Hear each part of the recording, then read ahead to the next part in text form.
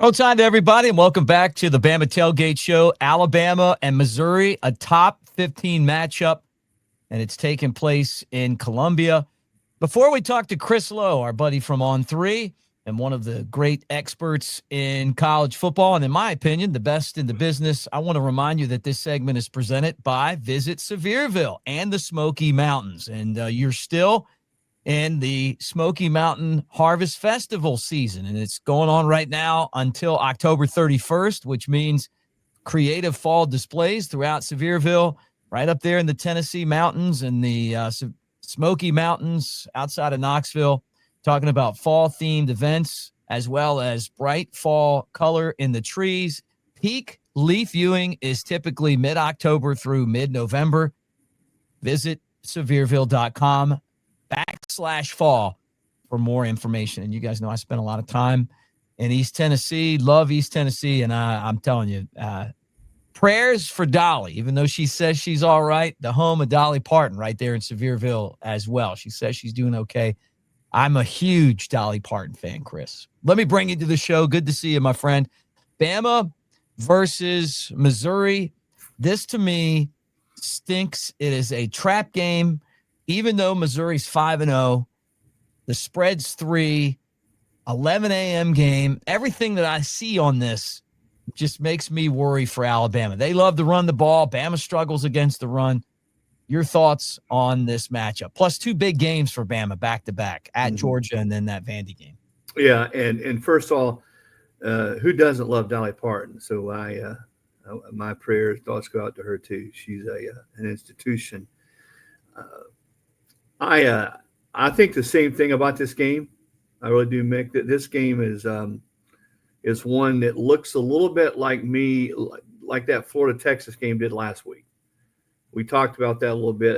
That one had the line, the fact that Florida was coming off a break. They had not played really good football. You knew they were good enough to play a better game. Now, Missouri's a little bit different. They haven't lost. They haven't played a hard schedule. That's the thing. But Bama's played a much more difficult schedule than Missouri to this point. So they should be more battle-tested. But Missouri also should be rested. They should be healthy. You mentioned the early start time, the fact that Missouri loves to run the football. That's been the Achilles heel for Alabama. This is a game that I think if Kalen DeBoer and his team can win it, gets that, I don't want to say a monkey, but gets rid of that narrative that they haven't played as well on the road against teams that they're better than, teams that they should beat. Whatever you want to call it, playing down to those teams' level. I don't think Missouri's a bad football team. I think they've done a great job. Drinkwitz has done a great job of working the portal and bringing in really good players. But I still think when you line them up, Bama's a better football team. So can they take care of business? A couple things I want to throw out there, though. Kane Womack was a lightning rod there to start the season, his defense. They still got to get better against the run. But you look at what they've done in the second half since that Florida State game, they've been dominant. The defense has given up 2 touchdowns in the second half since that Florida State game. Because remember, one of those TDs against Wisconsin was a kickoff return. They've really been able to make adjustments, bear down, impose their will, make big plays. Some of the turnovers in the Vanderbilt game were forced turnovers. Bama did a nice job on defense. Vandy had 113 yards rushing the first quarter of that game, and I think had 22 after that the rest of the game. So let's give Womack and those guys on that side of the ball some credit because they've tightened up, they've made adjustments, they've been better as the game goes on, and that's always a good sign, especially, Mick, when you go on the road. Right. Yeah, and I mean, I got to give this Swarm defense credit. I've been critical of it. I've talked to players who played at Alabama and had great NFL careers that don't like it. They were able to make some big adjustments in that win against Vandy. I mean, 2 big mistakes. One where nobody came up and it was a long touchdown run. Pavia had a long run. And then after that, they made adjustments and Vandy didn't run the ball much at all. And they took their best receiver out of the game. Now, Ahmad is going to be the toughest running back that they've faced this year, and he might be the best running back that they face all season. When you're talking about a guy that they're going to have to stop. Missouri's built to give Alabama trouble, right? So Ahmad Hardy's going to be one of those guys that they're going to have to pay close attention to. I think you can make a case that Hardy's the has been the impact transfer in college football this year. And there's some other candidates, clearly. But when you look at what he's added to that offense and just how impossible he's been to get on the ground, Nick, that's the thing. You can't get – the first tackler never gets him. No. And he's so crafty in the open field. He leads the country in yards after contact, missed tackles that he's forced. And if you saw tape of him last year at ULM, I mean, granted, ULM's not a school that a lot of people are going to pay attention to and watch. But I remember watching him play and thinking, well, this kid can really go. Under-recruited out of the state of Mississippi. I don't think he was one of the top 50 recruits in that state. And now he has been a huge key for what Missouri does on offense. And they're good in their offensive line, too. If there was ever a testament to what the portal can do for a team, you look at Missouri. And they lost a lot from last year's team. They're starting right tackle and right guard transfers. Starting quarterback, transfer. Hardy, transfer. They're leading tackler on defensive linebacker, Trotter, transfer. They're leading sack guy, transfer. So Drinkwitz is sort of figured it out. And at a place like Missouri, you better be able to go into the portal and get guys like that at key spots, and he's done that. I don't think if you line them up player for player that Missouri would be in the top 5 teams in the league. But you know what? They've probably got the best schedule in the league. And this is a game at home. I think this will be their 6th straight game at home.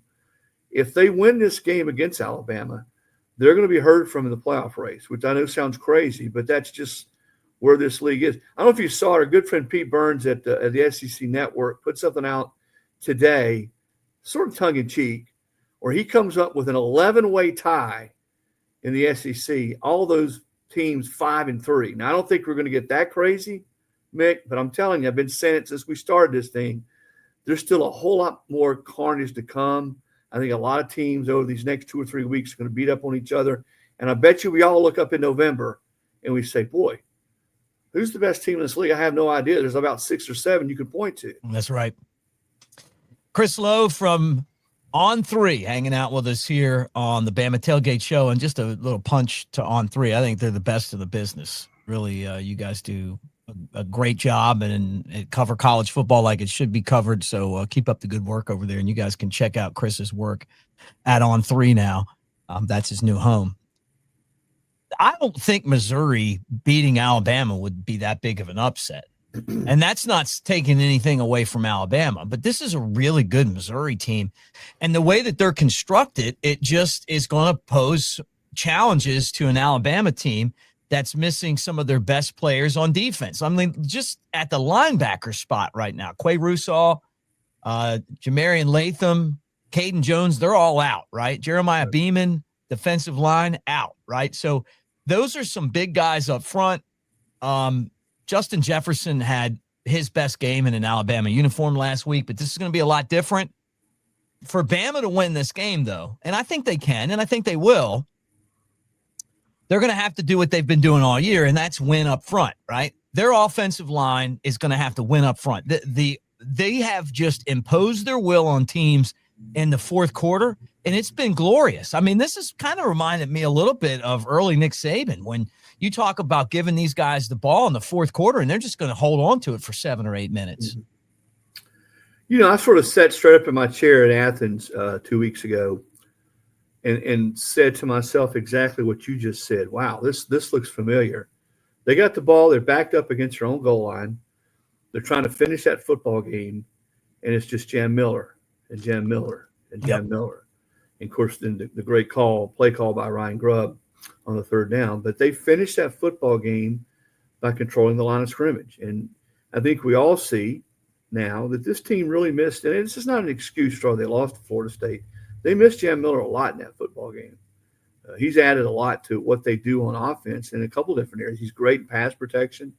He's a tough physical runner. He can catch the ball out of the backfield. And I agree with you. I think that is the bloody your nose version of Alabama that we all sort of got so used to seeing under Nick Saban. And I think proving that they could do that at a tough place to play was pretty impressive. And then even against Vandy last week, when they had to finish the game out, Miller breaks the long run for the touchdown. The game's really already over, but when they needed to run the football, they did. And It's funny how things change in college ball. You go back to the first AP poll. You got Penn State, you got Texas, you got Clemson, 3 of the 4 teams in the top 5. They're not even ranked anymore.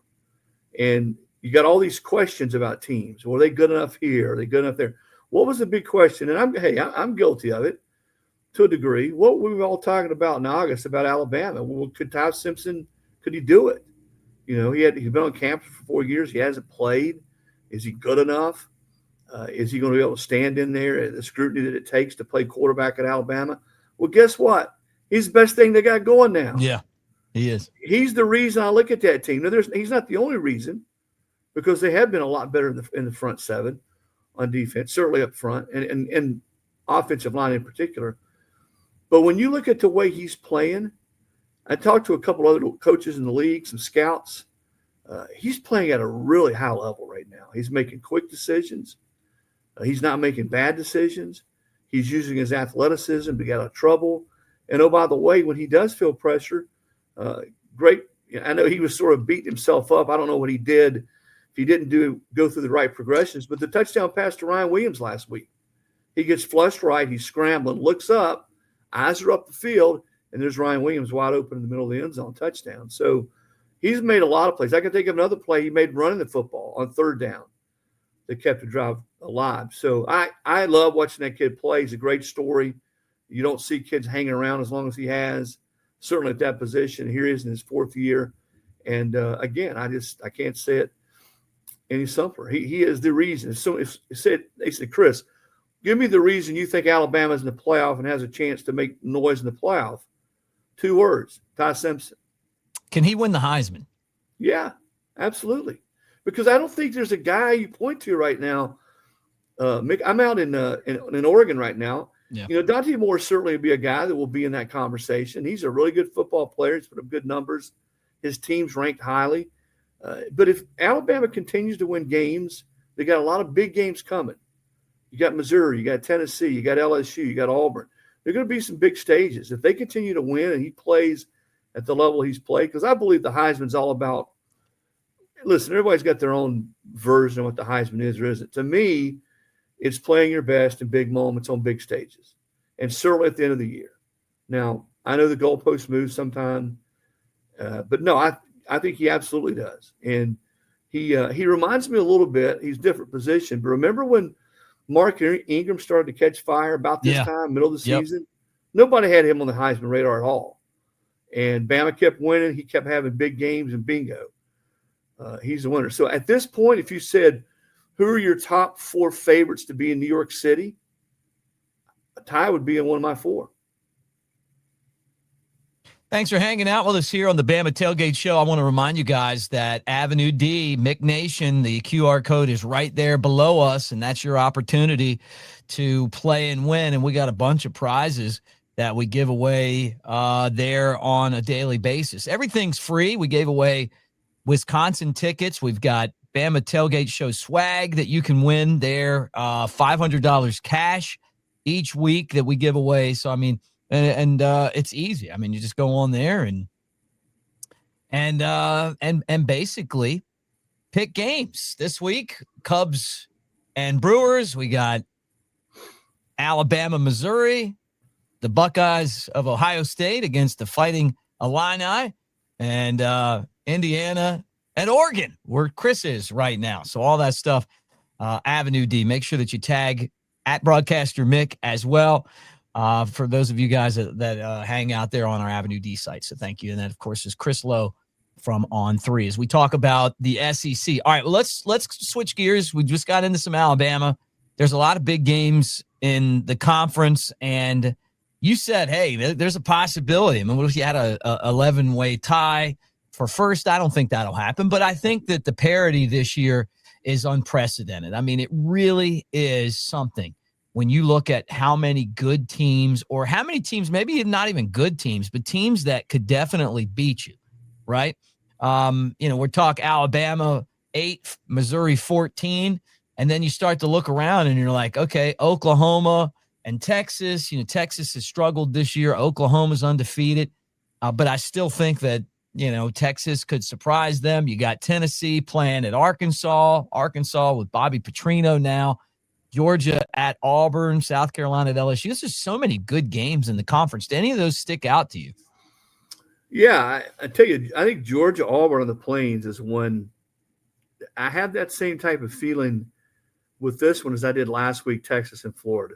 Something about that line, Mick, what's it, 3.5, dogs by 3.5, something like that.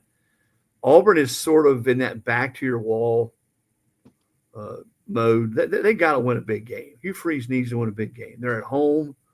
Georgia has been, they won big last week, but they've been shaky at times this year. They're still a good football team. I don't think they're good dynamic on the offensive side of the football. They're not as deep defensively. They're still good on defense. They're not as deep as they have been. Something just tells me that Auburn will play its best game of the year and win this game. Wow. And if they do, then that goes to what you just said. It just further shakes up the league. If OU loses to Texas, which I don't think is out of the realm of possibility, I think Mateer's going to try to play. A lot of it depends on how well he can grip the football and throw it. He's only been out of surgery now, 16 days? So I don't know. To me, the question is not if he plays, but how effective can he be throwing the football? And I don't know that he will be able to be real effective. So if Texas were to win that game, then that just further clouds this whole conference, this conference race. You mentioned teams like South Carolina. I don't think South Carolina is good enough to win the league this year. But I think they are good enough to beat somebody at home that they're not supposed to beat and really throw another wrench into the league race. I definitely could see that, whether it's in Alabama. They've got LSU at LSU this week, but they've got some more games. In the team that we probably haven't talked enough about is A&M. Yeah. They just seem to keep sort of workmanlike winning games. The quarterback seems to be getting better, and Marcel Reed, and they're very physical. Yeah. I like A&M. But again, you got to look at schedules and look at who plays whom and where and that type of thing. Oklahoma's schedule is really hard the rest of the way. Guys, don't even venture to look at South Carolina's schedule. It's brutal. Again, they're not going to win the league anyway, but it's just a brutal schedule. Florida's is really hard. Yep. I don't think Alabama's as easy. So there's just so much that can factor in. I keep saying this. I think we will get through the SEC championship game, and no more than one, and maybe everybody, but no more than one team will have fewer than one loss. I think there's a chance everybody could have at least two at that point. I just think the league is that balanced, and there's that many teams that are capable. Again, I won't say capable of winning the league, Mick, but capable of winning a game against somebody they're not supposed to beat that really sort of throws. Causes all hell to break loose in the league race. Well, you're there covering Oregon and Indiana, and I want to get to that in a second. I want to remind you guys, though, that we're brought to you by Pearl River Resort, Philadelphia, Mississippi. Golden Moon Casino's got the Timeout Sports Lounge, and if you think you got Bama this week, take them at 3. Go there. It's an hour and a half from Tuscaloosa, 2 and change from Birmingham. I just got back from Vegas experience right there in Philadelphia, Mississippi. When I look at the Big Ten, and it's become the SEC and the Big Ten, they've pulled themselves away from the rest of the pack. It's just as far as the teams. Now, there's a couple teams in some other conferences that are worth talking about, but by far, they're the two dominant conferences. The SEC is parody filled. I mean, it just is, right? When Mississippi State can really hang in there with Tennessee and Vanderbilt can hang in there with Alabama, really could have won the game. Those are two of your longtime losers in the SEC. They're both pretty good. Maybe not great, but they're competitive, right? Deeply competitive. Vanderbilt may be one of those teams that ends up tied. I don't know. I mean, I thought they were a really good team when they left Tuscaloosa. I look at the Big Ten and I just feel like there's a bunch of good teams at the top, and they're just not much at the bottom, not comparable to the SEC. I think it's flipped a little bit, Mick, from what it used to be. Again, people may disagree. I think the top two teams in the Big Ten are as good, if not better, than the top two in the SEC I agree. Could be. Yep. I'm not saying that's been the case historically, this year. I think Oregon and Ohio State both are really good, explosive, deep football teams. Now we're going to find out a little bit more. Maybe I'm wrong. I think Oregon beats Indiana badly. I think they run away with this football game. So do I. So that said, I think the rest of the league, especially with Penn State, it's almost as if Oregon went into Happy Valley and just ripped out Penn State's soul and took it from them, because they were a glimmer of themselves last week in an embarrassing loss to UCLA. But there's nobody else.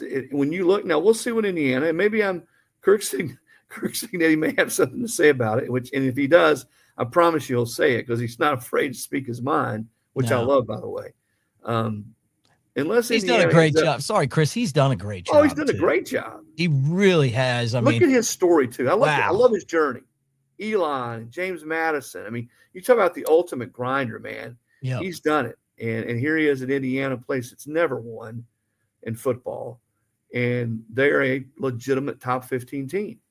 But I still don't think that I have a hard time seeing them come out here and win against this Oregon crowd. Maybe I'm wrong. If I am, right. I'll own up to it next week.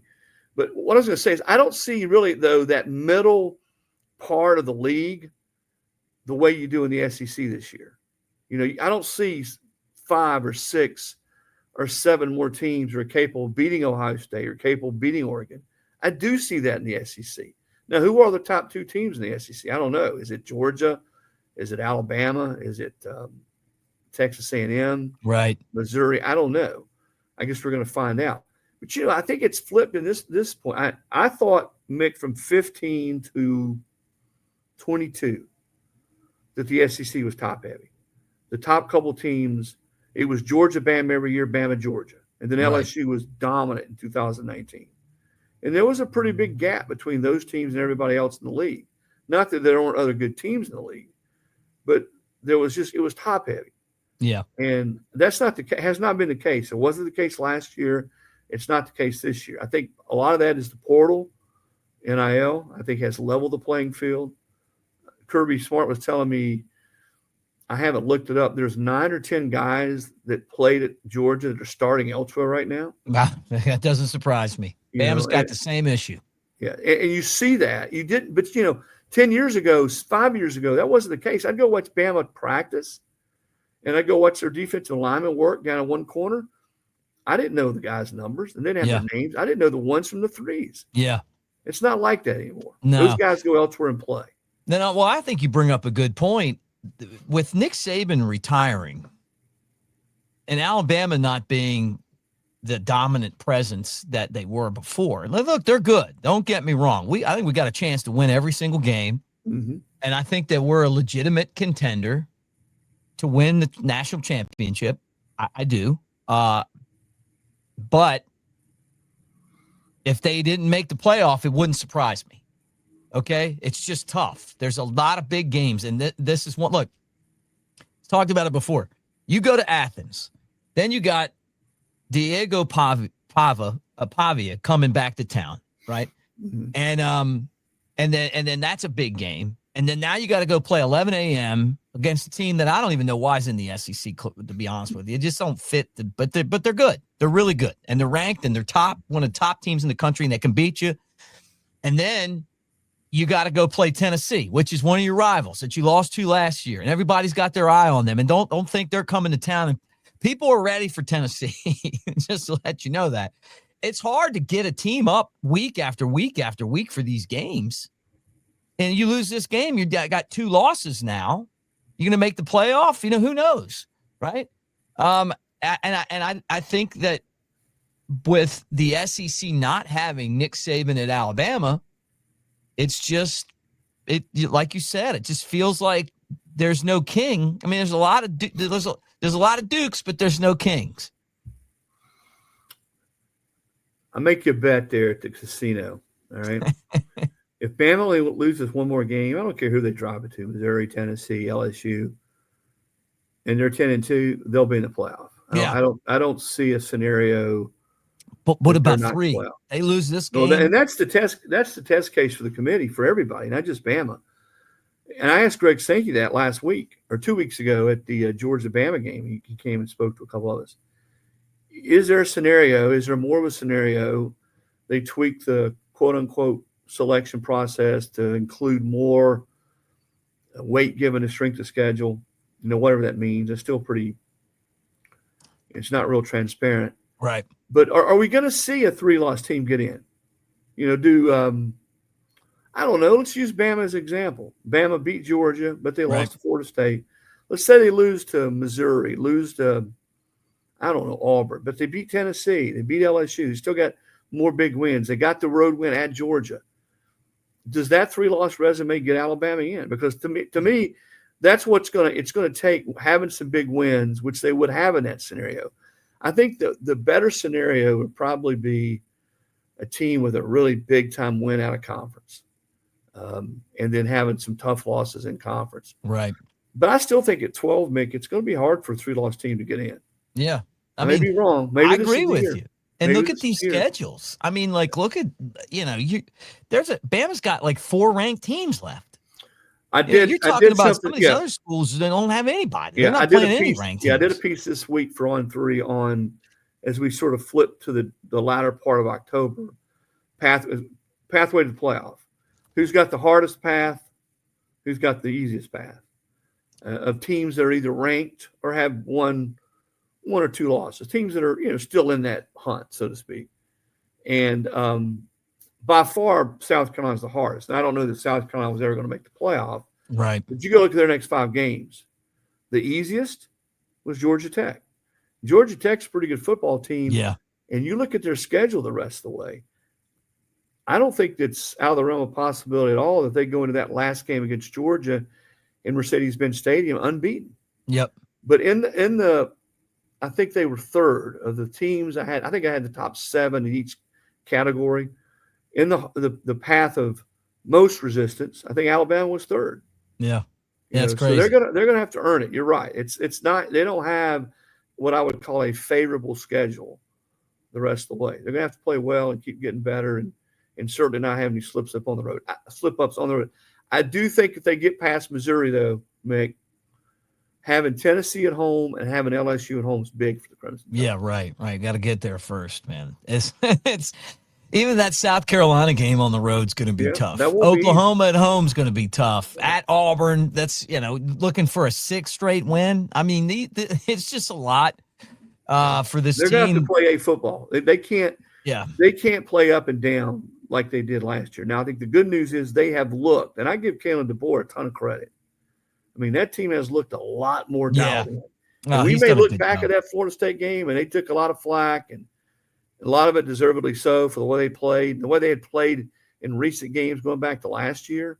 But we may look back at that FSU loss and say, that might have been the best thing to happen to this team. Not only the team, but the staff, the program, everybody, because to their credit, man, they have responded big time since that loss. Yeah, I want to ask you about Florida, but I can't agree with you more. I mean, Kalen DeBoer and his staff deserve a lot of credit. This is the cleanest, most disciplined football that Alabama's played, back-to-back games, since 2020 or maybe before that. No penalties. The offensive line taking care of business, running the ball, the ability to get conversions on 3rd down. Georgia beat themselves with penalties. Alabama didn't. Vanderbilt beat themselves with turnovers. Alabama didn't. And the penalties to me is a tip of the cap. So these guys are playing hard for DeBoer. Yeah, and I always, you hear things after a loss like Florida State. Some things you hear, you're like, yeah, that's fair. And some things you hear, that's preposterous. Right. And some of that's coaching in the SEC. Some of that's coaching in Alabama, quite frankly. And I don't think, and I talked to Kalen about this last year, I don't think you're ever really prepared for that, Mick, until you go through it. All this craziness about what he wears on the sidelines. You saying the black hoodie? I got hoodie on. Remember last year there was a lot of, when they were losing and not playing as well, people were pissed because he was wearing a T-shirt. Remember, he's wearing an Alabama T-shirt. Didn't like it. And And look, I'm going to tell you, I didn't like it either. I do like our coaches in polos, but I don't mind the hoodie. Yeah, well, you know what? He can wear purple if they go out there and win right. and are elite. It and looks a lot better. That T-shirt looks a lot better when you're winning. Yeah, yeah, I got you. So I think until you go through it, and I think maybe he was a little bit shell-shocked at some of the criticism. Well, it's big-time football. You know what? And that's it. And listen, he's not a stranger, though. He might be a stranger to Alabama. He's not a stranger to playing at a high level. And I wrote this in that piece I did back after they lost to Florida State. I talked to people who coached with Kalen and coached against him. And that whole narrative about him being soft, no one who's ever been around him or coached with him ever thought for 1 second he was a soft football coach. Right. Or not a really good, or that he was a really good football coach. To me, it was more, and this is the other thing that I wrote in that piece, how would his team, now that they were at sort of this, I won't say a crossroads, but at a point where people were starting to question, hey, man, where's this thing headed? To me, it was more about how his kids responded to him. And clearly they have responded in a positive way. And that's all you want. You want your team and your players to respond to your coach the way you would hope they would. And I don't think any Alabama fan, I don't care how diehard you are or aren't, could say that these kids have not responded excellent to Kalen and staff the last 4 or 5 weeks. Last question, hottest seat in the SEC, Billy Napier. Hey, took care of business against Texas. Now got to go take on Texas A&M. Is this a week-to-week thing, or do you think his job is secure right now? No, it's not secure. It's not secure. And I think what he faces this year is harder than last year as far as continue to dig out of this hole and survive. Their schedule, once again, is really, really difficult. And they have the defense, I think, to be in every game they play, Mick. And I think they will be. But it's hard to make a living like this 2 years in a row. Yeah. And Billy, to his credit, those kids never quit last year. Clearly they haven't quit this year. They played their butts off last week against Texas. But to keep getting back up like that and to keep having that hovering over your head, that's really difficult. I think he's going to have a magical type finish, much like last year, to survive. I don't see him making it at 6-6 or somewhere in that vicinity. Yeah, right. Texas A&M on the road versus Mississippi State versus Georgia, at Kentucky, at Ole Miss versus Tennessee, and then Florida State. Yeah, then it doesn't feel like there's a whole lot of wins there for the Florida Gators. So anyway, Chris, always great to see you. What do you got going on? And tell everyone about how they can find your stuff at On3. Yeah, just go to on3.com. I'm in Oregon for most of the week. Sat down with Dan Lanning today. I have a piece coming out the next day or so on him who, gosh, Mick, I think if you polled 25 ADs around the country and said, give me your top 3 coaches you could hire if you wanted to hire right now, I'd say he's on the top 2 or 3 at every one of those ADs lists. Mm-hmm. He's sort of what they're looking for. He relates to kids so well in this era of kids, and he's got it going on out here at Oregon. And then I'll be at the Indiana-Oregon game on Saturday, and we'll certainly have something from that. And that's then be back on the plane headed your way on Sunday. All right. Well, good. We'll see you soon. That's Chris Lowe from On3, brought to you by our friends at Pearl River Resort over there in Philadelphia, Mississippi. Hour and a half from Tuscaloosa, 2 and change from Birmingham. You got the Timeout Sports Lounge, which is a Vegas-style sports book. I just got back from staying at Encore. I took a couple nights at the Flamingo, did the tour over there. We hung out at Cosmo. I'm telling you right now, the sports book at Golden Moon Casino, the Timeout Sports Lounge, is as good as any of them. And probably better. I mean, because you don't have to pay for your table. We went to the Cosmo. We had to pay $250. We had to buy at least $250 to have the table, which is crazy, right? But that's how it works out there. So you guys check it out. You don't have to do any of that at the Timeout Sports Lounge. And you got full-size bar. You got all the 20 TVs with all the games on there. And you also have this spokesman right here, a guy you might know from his time playing at Alabama. Chris, good seeing you. Roll Tide, everybody. I may not suit up on Saturdays anymore, but I'm still in the game. In here, I call the plays. make adjustments, and lay it on the line. Want to feel that fire, that rush? Then you've got to get in the game. I used to say it in the tunnel, and I still say it now. Let's roll.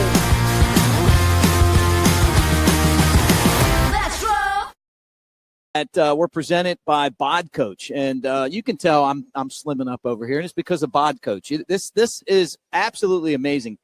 It's your personal trainer that is with you 24/7. So when I go to hotels or when I'm on the road, I type in, "Hey, look, I got equipment. This is what I have," and it'll make a workout specifically for me, what I want, what exercises I want. When I'm at home or I'm in a hotel and there's no way I can get to the gym, it'll say, "Hey, this is what I want to work on today," and it sends you personalized workout plans. It's really awesome. And they contacted me a few weeks ago to be a spokesman. I said, "Well, I want to try this." Bod Coach is fantastic. Like, I use it all the time. I mean, and if I'm telling you, man, like, it makes working out when you are on the go like me so much better. Just because I don't always know I didn't play football at Alabama. I didn't have Scott Cochran yelling, "Yeah, yeah, yeah," and telling me what workouts to do. So anyway, I'm going to put in the body on the YouTube all about Bod Coach. Get you guys signed up there, but tell them you heard it on Bama Tailgate. When you head to the Smoky Mountains, it's only natural to visit Sevierville. Even we had to check it out. And we've been here our whole lives. Experience the adventure of a lifetime. I'm king of the world. Even you can get a bird's eye view of the Smokies. You're going down, Billy. Whoa. Your Smokies start here.